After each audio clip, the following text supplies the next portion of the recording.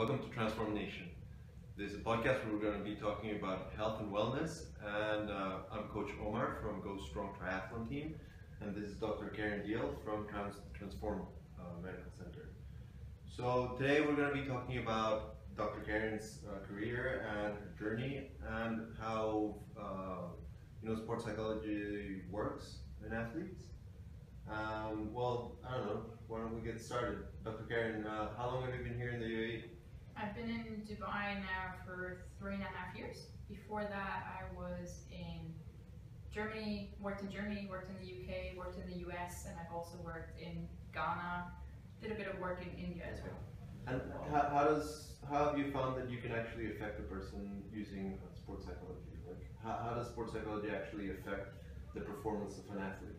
So sports psychology is there to, for example, if you're struggling with your confidence or your motivation, is to help you gain your confidence back, because there's this vicious cycle. So if you perform well, your confidence gets up, but you don't, if you have a low confidence, you don't perform well. So it's kind of like the chicken and the egg, which came first. Yeah, well, there's this theory, right? Like you have certain set of skills or fitness level, but a lot of the times what determines how well you do in a race is a mental game, right?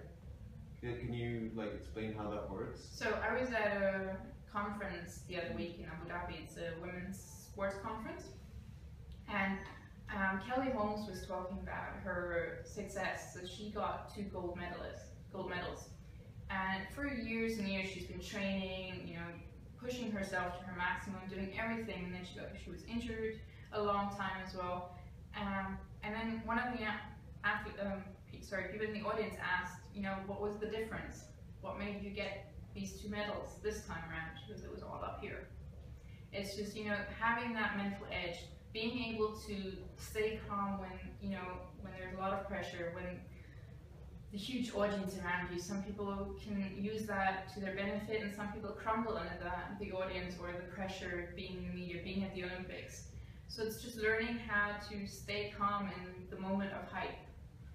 Yeah, well, there's even a part where you actually get to know yourself and learn how to push your limits a little bit, right? So even in endurance sports, and I'm pretty sure in other sports, you learn how to manage your level of discomfort, and then that helps you push forward, right? So in all aspects, whether it's endurance sports or even a sprint, you still have to, in a sprint you have a shorter time to push yourself to your maximum, whereas endurance, it's pushing yourself for a longer period and kind of overcoming that pain barrier for a longer time. So it's getting to understand your body, and understanding, is it just, for example, as a triathlete, is it just the pain of doing an Ironman, or is it actually pain that will equal to an injury? So it's getting to become aware of your body, understand your body, what kind of pain is it, rating it from 1 to 10, and sometimes taking your mind away from your body, so distracting, going to your happy place, going somewhere outside of your body, focusing on the music or whatever it is, creating a song that will get you through it. Just anything that kind of gets you away from your body, from that pain for a bit, and then you can always check in with your body later on. So it's just kind of withdrawing and coming back.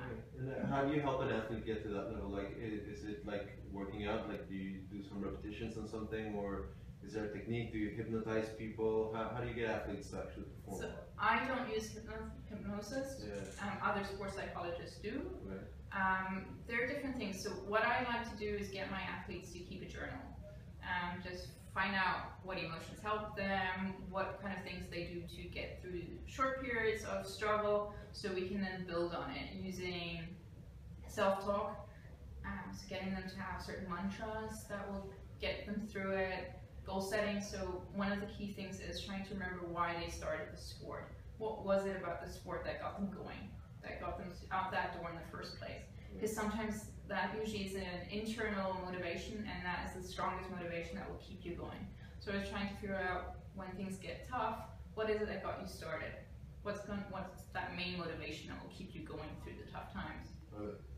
Then I use imagery. So I get them in the comfort zone of my office, or be it outside somewhere, to get them to close their eyes and imagine that pain.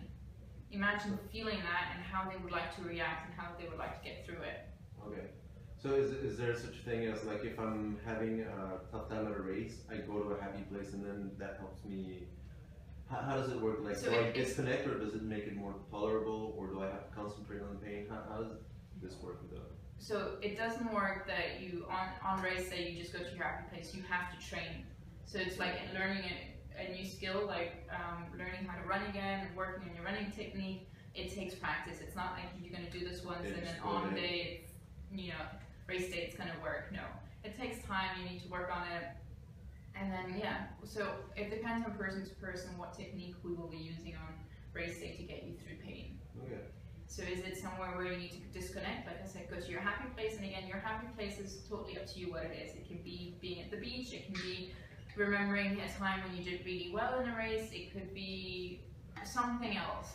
So it could be sport related, it could be something completely different, just anything that will kind of get you into a better mood, because if you're happy, calm, again, this will depend from person to person, but if pain kind of pulls you down. So if you can think of something that gets your spirit a bit up again, that will push you and keep you going.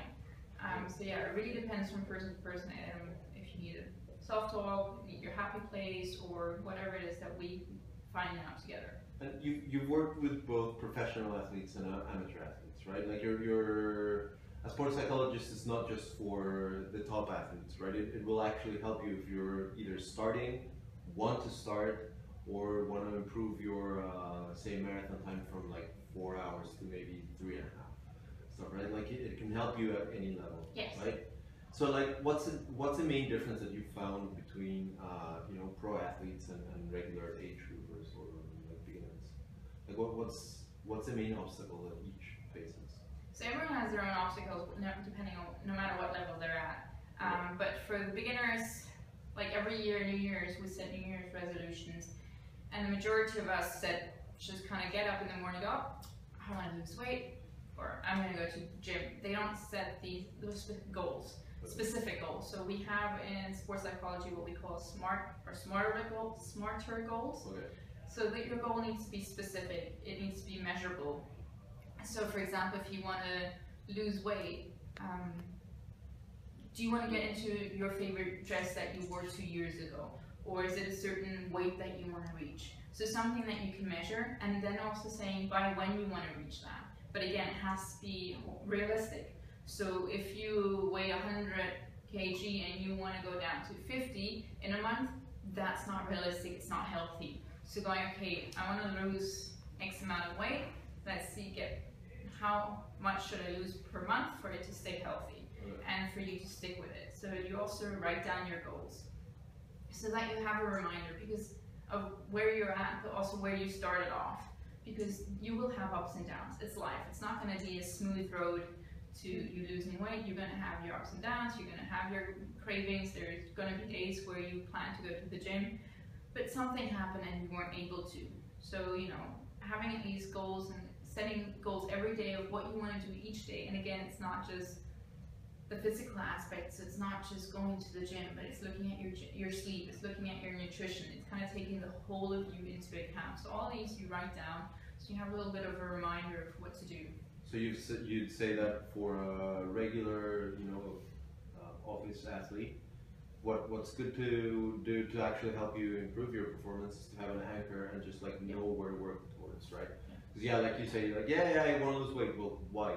Or like what's the point? Yeah. Or I just want to run because I want to run or go to the gym, and then kind of like it's hard if you don't have anything to measure with, right? Okay, and what about like pro athletes? I mean, they have set goals. Like let's go to the Olympics, let's win this thing. So what are their normal barriers? Like how does a pro athlete like find obstacles in their way? So pro athletes' obstacles may be that they've gone through a long spiral where things just weren't going right, so their confidence may go down. Or they may got injured and now they're scared of getting back into it. So that fear of injury, so working on those barriers is getting them back out there, getting them to trust their body. Then we also have, in top athletes, we have a thing called fear of success and fear of failure. So fear of failure is obviously common. A lot of people have it, we don't want to fail. But there's also the opposite, which is fear of success, because when you succeed, you kind of stand in the limelight more. you know, press is on you. There's just so much more attention based on you that people are scared of succeeding because they don't know how to deal with all of that. So these are some of the things that I work with, is just getting them to deal with that. And then of course the pressure. I mean, you will have pressure at all levels because pressure depends on where you're at and what you want to achieve. Yeah. But being an elite athlete, sorry, you know, participating at the Olympics or at the World Cup, I mean, it's not only the people that watch you there, I mean, there are lots of people in the stadium, but then there's obviously the camera, the media, and at that level, you don't want to disappoint certain people, so there's a lot of pressure you put on yourself. Of course. And there's like, I was listening to this interview with an MMA fighter, and at some point he was actually saying like, well, he's got a sports psychologist as well. And they train him right before, well, not right before, you know, like on the program for a fight. They actually make him visualize himself winning. And he actually thinks about winning and how it feels when he wins and everything. So they take the anxiety of winning away. And then he also, for him, it's a reality that he's won. So how can he lose if he's already won? Which is very interesting. And this is like this, a champion fighter. So of course, you know, like, it seems to work for him. But what I was thinking when he was talking about this is, look, what happens if you've been visualizing that you were winning a fight like for a month, and it turns out that for some reason like you lose the fight. Like, how do you, does this cause any damage on the psyche of the athlete? Like, how do you deal with something like that? It depends on how. Obviously, I get all of my athletes to see themselves winning or achieving their goal. But I try, and so winning is always the outcome, but for me I try to work on the process. So how can we what do we need to do to get there? So if we focus on that, so if you see yourself winning and you don't, then we kind of look at what happens. So we look at the fight, we go through it and see, okay, so what went wrong, what went right, what's the lesson we can learn from it? And another thing I talk to my athletes about is success and failure. So I ask them, how would you define success? How would you define failure? And having them explore that, because we have such rigid ideas of what failure is and what success is, and you know that they're on two opposite spectrums, but are they really? Well, I don't know. Like, for example, say I want to run a 9.5 hour Ironman, right? And I train all year, and I want to get there, and you know I think I'm going to do well. And then something happens because it's a complicated race, right? So you either have an upset stomach, or you like pinch a tire, or whatever happens, and then you don't finish. Like, in the end, you don't achieve your goal, or maybe you just get tired. You can't do it. Like, some days you just have a bad day. So how do you actually help an athlete not get frustrated? So in that scenario, would you say you failed? Well, it depends. For example, if it's pinching a tire or something, you did get your goal, but you can kind of understand there was like an independent influence in your race. That's fine. Like, you cannot control certain things. If there was glass in the floor or whatever, fine. But if you just cannot achieve the speed you wanted, then you know that might be a little bit more difficult to deal with. Like, why didn't I get to run at the pace that I wanted to, or why did I get tired, or what's wrong? Like, I got a cramp. So this is basically what I do with my athletes. Look at what, you know, the scenario, what happened, what went wrong, so that we can, frustrations will happen, but we then kind of, especially right away, you're going to feel upset, you're going to be frustrated, annoyed, sad, whatever it is, angry. So give it a day, and then we reflect, or 2 days even, and then we reflect on the race. And I can guarantee you that no matter what, you will still find something that went well in that race, and that's what we build on. Okay. So that we can then prepare for the next. So yeah, I mean, I don't see, like, for example, the lovely gentleman who came up with the light bulb. There's a famous saying that he said he was asked, because he failed like 999 times, and then 1,000 was his success. Yeah. So he goes, so how do you feel about failing 999 times? He goes, I didn't. I found 999 ways of how not to come. And that's basically the way you have to look at it. So you've learned ways of how not to do it, so what do we need to look at? What do we need to change? Do we need to look at the diet? Is it something that, the training, are you focusing too much on one aspect of your training? Because what a lot of people do, so runners, for example, they're very famous for it. Well, I'm a runner, so I go out and run. Yeah. And that's what I do, is run. A few of them might take strength training into consideration, but they don't do that variation that they should. So maybe that's something, you know, look at your nutrition.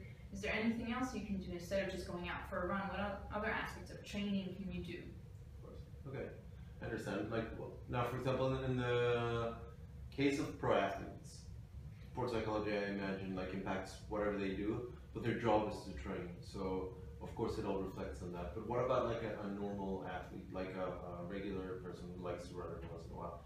How does like sports psychology actually reflect on their everyday life? Like, does it also have an influence on how you approach life? Yeah, so sports psychology or performance psychology you use in all aspects of life. Okay. It's not just for sports. That's what we call it also performance psychology. So I can work in the business field. It can help you in school because you basically learn to become more disciplined, to get more focused, and you set goals in sport. That works in business. That works in school. It works in all aspects of life. You try to always have a positive outlook. Again, that helps you in sport, helps you in your private life, helps you in work. Having that positive outlook, being able to deal with whatever obstacle is thrown your way. So gaining that mental toughness, that mental strength for whatever is out there once you walk out the door. Well, that's interesting. And for example, now we've concentrated a lot on individual athletes, but I assume that sports psychology also plays a role in team sports. You yourself have worked with soccer teams or with basketball teams. How does a sports psychologist actually help manage a team? Like how do you structure a team's workings through sports psychology? Like how do you decide who the leader is? How like the team dynamics work? How does this? So finding out, for example, who the captain is or the team leader, because they might not always be the same, is just by watching who does everyone go to for advice, who seems to have that aura around them where everyone kind of listens to them and focuses on them and believes what they say. So it's just observing them but also talking to them. So when I work with teams, it's twofold. I have team meetings where I speak to everyone and I introduce the topic. So for example, goal setting, we then come up with team goals and we come up with individual goals. So I then kind of take them away and speak to them on their own. But we also have, like I said, that team setting because they are a team. So we work on cohesion as well within the group, communication skills, and then of course, how do they communicate with the coach? What role does the coach play? So for example, in Ghana, the coach, what he says goes. You do not discuss with the coach, even if you disagree with the coach, what he says goes. I remember that we had, so in Ghana the way it works, you have the league, and then at the end of the league you have what you call the top four. So it's the top four teams that play each other. And as I mentioned at the beginning, the aim of the Ghanaians are always to leave and play in Europe. So for the team I was working with, so all season long we mainly played our team A, our top 11 players. By the end of the season we had sold, I think, about 10 of those. Okay. And then we had the top 4 cup to come up with, to perform in. So suddenly Team B would have to play. And everyone was surprised why we weren't performing as well. It's a completely different team. Yeah. Alright? And so the coach used the same strategy, the same setup as he did with the old team. But this setup didn't work with the new team because it was a complete different. So I had players coming to me telling me this, saying, well, if I go to the coach, he's going to bench me. So I kind of had to talk between the coach and the players and discuss all this so that the players didn't feel like if they spoke against the coach they would get benched, but that the coach understood that what was going on and why they weren't performing well. Okay. Another side effect that we had, I think at one point we had 5 coaches. So we had 2 head coaches and each head coach had their own assistant coach, and then we had the goalkeeper coach. Then of course you have the team manager, the welfare manager. We had like 7 or 8 people on the sideline.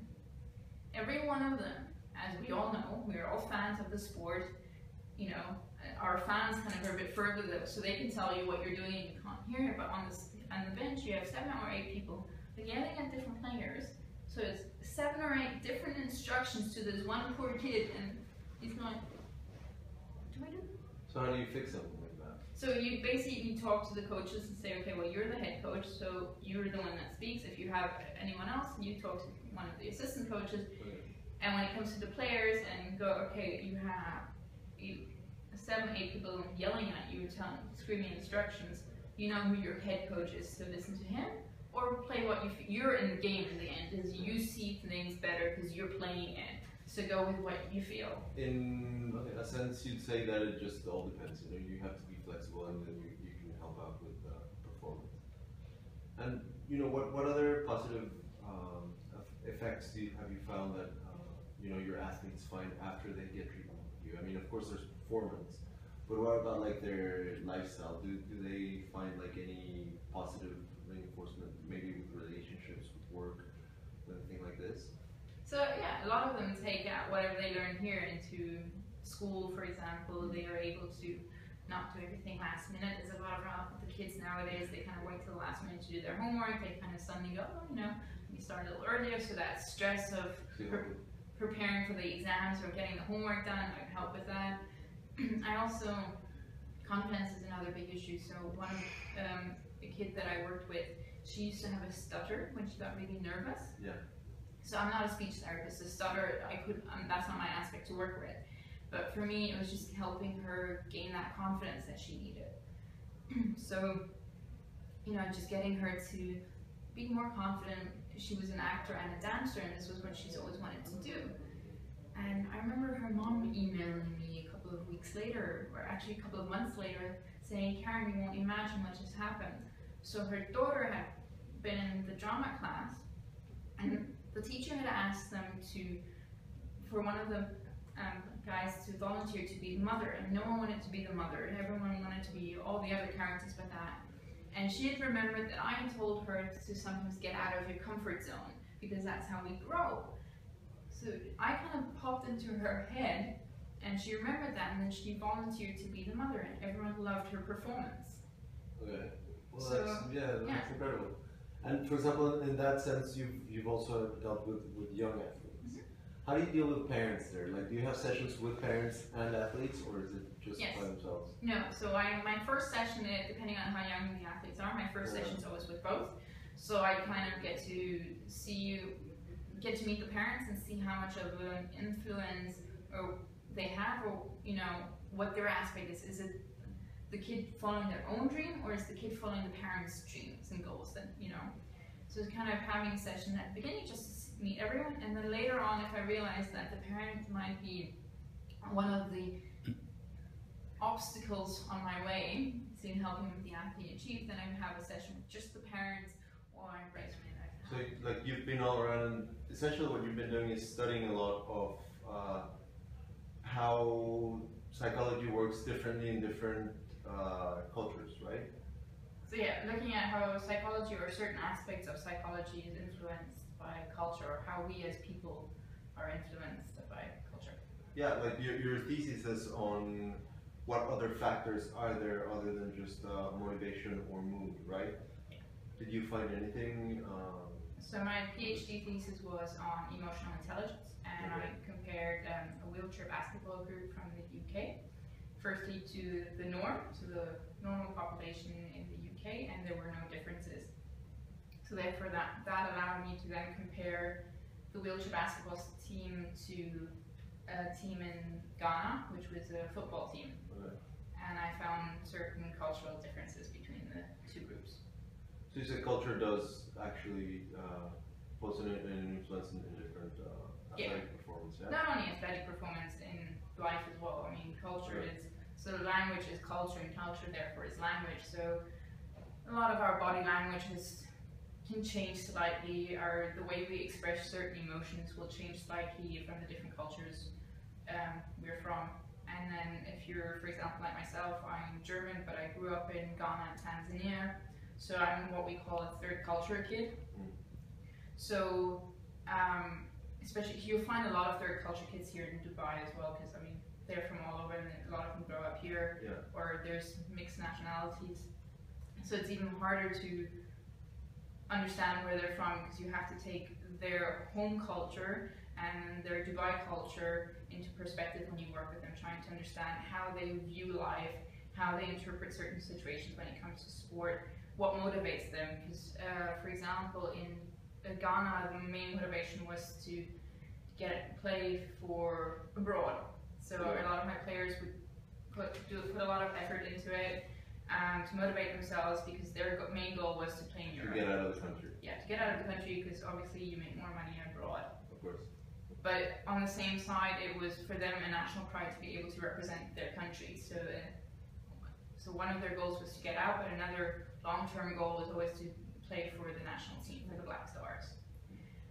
If you look in Europe, you know, it's more for this, or in the Western world, it's more for the success, the trophies, the validation. Okay. Whereas in other countries, it's just to be able to take part, to be able to represent your country, just, you know. It's more for like the honor. Like, yeah. You can see some, maybe a poorer country does it to actually have a better life, whereas like maybe more developed countries are either for like own ego or just validation within society, right? Yeah. That's great. Like train athletes on how to manage their moods and emotions, right? It's that's a lot that you talk about in your thesis, which is about like emotional intelligence, right? So what, like, can you explain emotional intelligence? Like, how does this affect an athlete? Is it the most important thing in performance? No, it's not the most important, but it's one of the aspects. Okay. So, emotional intelligence is basically being aware of your emotions, the effect your emotions have on you, but also being aware of other people's emotions and the effect other people's emotions can have on you. Okay. How do you utilize your emotions? How do you regulate your emotions? So these are some of the aspects that I look at, because depending on if you're in a good mood or angry or depressed, how's that going to affect your performance? So all emotions can have a positive or a negative effect on your performance. This will depend on who you are and what emotions and moods you need to play better. Depression is the only one that will always result in negative performance, but everything else will depend on the individual. So is it that you need a bit of aggression, and how much is a bit of aggression for you? Again, so this will vary from person to person. Do they need a little bit? Do they need a lot to get going? Same with being relaxed. How calm and relaxed do you need to be? Too much? Completely relaxed, like that you know, not But again, like this depends on the athlete. This right? will always depend on the athlete, but also and on the scenario. So I get my athletes to kind of just figure out where they're at, what's their level. And then, okay, well, now we know what you need to be at to perform well, so what can we do to ensure that you get to that level? Yeah, it's interesting. Like I was reading this book, Iron Wars, with Dave Scott and Mark Allen, and those were like amazing Ironman triathletes. They both had like an anger inside because they needed to, like they came from difficult childhoods, and they had like kind of an inside anger, but the way they dealt with it was completely different. You know, Dave Scott was kind of an angry triathlete, and he would even fight with water and just like push harder. And his method of racing was just like showing that he could do better than everyone else. And Mark Allen, when he actually started beating Dave, well, the first and only time he beat him, but like when he started becoming the world champion, he actually had gone with a witch doctor in Mexico, and he learned how to get in touch with the spirit, and he would like get really calm, and you know, he went into a zen-like area. So of course, like those are diametrically opposed, and still the performance is there. So yeah, it's interesting to see that. And then, you know, I guess that is that emotional intelligence, like getting to know yourself and what works for you? Yeah. Okay. It's part of emotional intelligence. So one of our key things in emotional intelligence is to learn about yourself. So we get you to keep diaries, to become more aware of how you take, basically. What helps you, what doesn't, what gets you going in the mornings, what gets you out that door to go for that run when it's raining, or when we don't have snow here, but if you lived in Europe and it was snowing, what would get you still out there to go? So these are some of the things we look at. And how do I know if I'm like an athlete, if I need to fix my, like, does every athlete need a sports psychologist? Or, like, obviously, yes. It's one of the things that you can always get, but... I think everyone can benefit from seeing a sports psychologist. It's not only if you have issues that you need to see one, it's also if you're doing well but want to do better, or if you want to perform more consistently. if you just want to gain that mental edge. So everyone benefits from Well, seeing we that. were even talking about it, like even if you're not an athlete yet and you need to get some like an extra push to get out of the couch, then you can actually get some help from a sports psychologist. Yeah. Okay, well that's very So interesting. yeah, it's for anyone and everyone, and it's not only, you don't have to, nothing has to be wrong with you to see me. So this is the problem. A lot of people, especially with psychology, you think that something's wrong with you. No, you just want to find another way to excel at your sport. And mental skills is the last thing we look at. You know, first we do our skill training, we do our physical training, we do the strength, then we come to nutrition, then we remember that we need to stretch, and then somewhere down the line we think of mental aspect. But if you ask any elite top athlete, everyone will tell you that the most important aspect on competition day is mental. Yeah, it is the one aspect we think of last to train. Yeah, it seems like all of our sports psychology we get from Nike ads, like just do it, and then you get all psyched up, and you actually learn. Yeah. To So we kind of call it, or a colleague of mine used to call that the cornflake box psychology. That or your parents yelling from like the side, like wow, like okay, fine, but it's not like it works the same. So, well, anyway, Dr. Caren, like how can people actually get in contact with you to fine-tune their mental skills? Right, so you can get in touch with me either on the Transform Fitness Facebook page, or I'm also on Instagram at Dr_Caren, so Dr_CAREN. Yeah. No, that's great, and well, thank you so much for explaining how your services work and how sports psychology can actually help us with our sports performance. It's great talking to you. Great, it was good talking to you, Cool. Omar. And how can they follow you? Oh, well, for GoStrong, if you want to join the GoStrong team, we have our own website, which is GoStrong.me. We're on Facebook, which is where we're a little bit more active, which is Facebook/GoStrongME. And then we're also present on Instagram, where we're like GoStrong_.